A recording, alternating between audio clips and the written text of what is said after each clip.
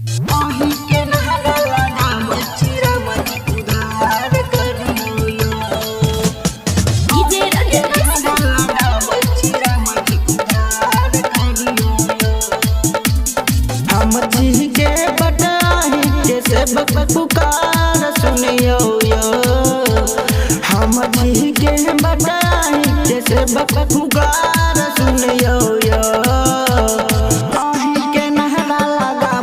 रामजी उधार करियो यो आही के नहरा लगाम रामजी उधार करियो यो हम जी के बटाई के से पुकार सुनियो यो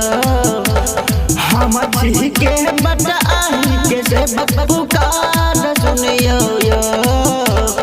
आही के नहरा लगाम रामजी उधार